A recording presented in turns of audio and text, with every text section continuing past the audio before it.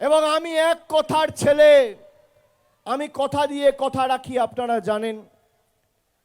নদিয়া জেলার বিশেষ করে রানাঘাটের আজকে যেভাবে আপনারা আমাকে ভালোবাসায় আবদ্ধ করেছেন, সম্পৃক্ত করেছেন, এই জেলার উন্নয়নের দায়ভার দায়িত্ব আমি আমার কাঁধে আজকে এই মাটি থেকে তুলে নিচ্ছি।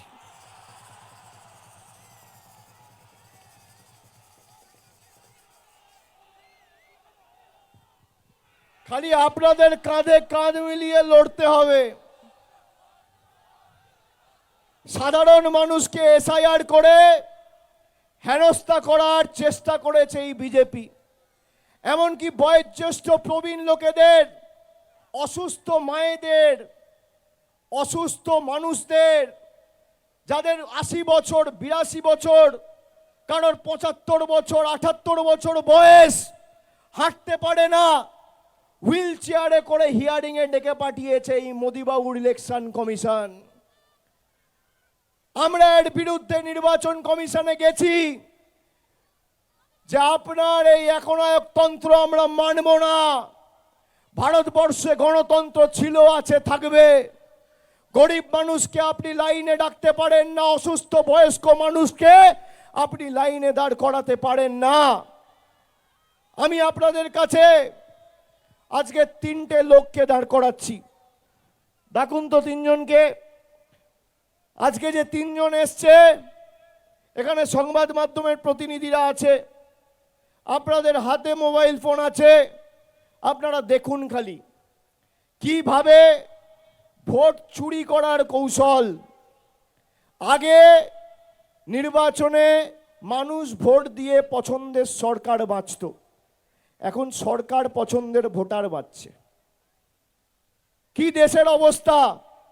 এরা যদি আবার ক্ষমতায় আসে 2029-এ, তাহলে বলবে অক্সিজেন নিচ্ছ কেন, তার জন্য ফর্ম ফিল আপ করো। জল খাচ্ছ কেন, তার জন্য ফর্ম ফিল আপ করো।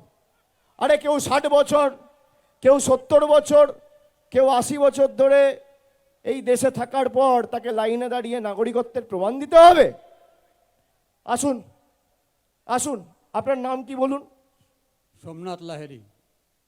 আপনার নাম কি? জালাল মণ্ডল। আপনার নাম কি? অধিকারী। এই 3জনকে দেখছেন? দেখছেন? সবাই দেখতে পাচ্ছেন? এই ক্যামেরায় দেখতে পাচ্ছ?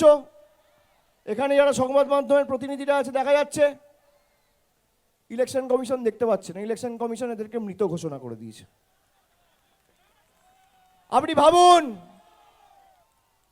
এই 3জন ভদ্রলোক আমার পাশে দাঁড়িয়ে আমি কেন স্টেজে ডাকলাম, যে হয়তো আমি দেখতে পাচ্ছি, অন্য কেউ দেখতে পাচ্ছেন, আমার চোখে হয়তো সমস্যা রয়েছে, এমনিতেই আমার চোখে অ্যাক্সিডেন্ট হয়েছিল, হতে পারে।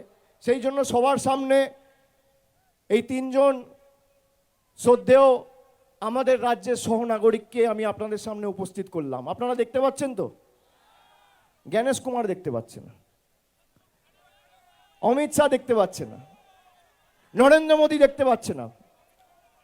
জ্ঞানেশ কুমার ছু মন্ত্র দিয়ে এদেরকে ভ্যানিশ করে দিয়েছে। যারা আমাদের অস্তিত্ব অস্বীকার করে, যারা আমাদের ভ্যানিশ করতে চায়, আগামী দিন ভোট বাক্স খুলবে, এদেরকে ভ্যানিশ করতে হবে, ভ্যানিশ করতে হবে। এক একটা বুথ থেকে বিজেপিকে এমন কড়ায় গন্ডায় জবাব দিতে হবে যাতে 50 বছর এরা বাংলার মানুষের বিরুদ্ধে যুদ্ধ ঘোষণা করা লাগে 100 বার ভাবে। বাংলার ক্ষমতা কি দেখাতে হবে। অনেক লোক আছে জীবিত, আমি দক্ষিণ 24 পরগনায় 3জনকে দাঁড় করিয়েছিলাম, 100-র উপর কেস আছে, যারা রয়েছে, বেঁচে রয়েছে, বছরের পর বছর এই মাটিতে রয়েছে, তাদের বাড়ি রয়েছে, পরিবার রয়েছে, পরিজন রয়েছে, বন্ধু বান্ধব এখানে কাজ করেছে। এই মাটির উপর ততটা অধিকার রয়েছে যতটা অধিকার আমার রয়েছে, আপনার রয়েছে, দেশের প্রধানমন্ত্রী রয়েছে, রাজ্যের মুখ্যমন্ত্রী রয়েছে। তাদেরকে মৃত ঘোষণা করে দিয়েছে এই জ্ঞানেশ কুমারের ইলেকশন কমিশন। আমাদের এই যে এদের পরিকল্পনা, আগে তো মানুষের জলের টাকা আটকে রাখতো, 100 দিনের টাকা আটকে রাখতো, এখন মৌলিক অধিকার কাটছে। 70টা আসন নিয়ে গীতা পাঠ অনুষ্ঠানে একজন চিকেন প্যাটিস বিক্রি করে বলে তাকে হামলা করছে, তার উপর জোর জবরদস্তি চড়াও হয়ে তাকে মারছে। আপনারা বলুন তো, এই বাংলার সংস্কৃতি? কে চিকেন প্যাটিস বিক্রি করবে, কে ভেজ চপ বিক্রি করবে, কে এগরোল বিক্রি করবে, কে চাউমিন বিক্রি করবে, কে ভাত মাছের ঝোল খাবে, কে ডিমের ঝোল ভাত খাবে, কে তরকারি দিয়ে রুটি খাবে, দিল্লির বাবারা ঠিক করবে।